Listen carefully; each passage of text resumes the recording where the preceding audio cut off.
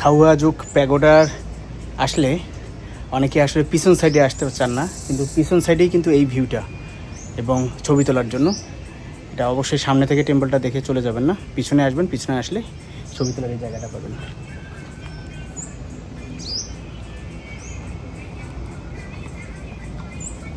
এখান থেকে খুব সুন্দর একটা ভিউ পাবেন। এই সিঁড়িটা হচ্ছে খাড়া সিঁড়ি,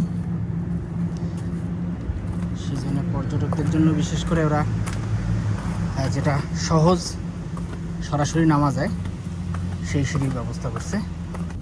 একটু যদিও এই সাইডটাতে কোনো পর্যটক নেই, একটু রিস্কি হাঁটাচলা করার জন্য।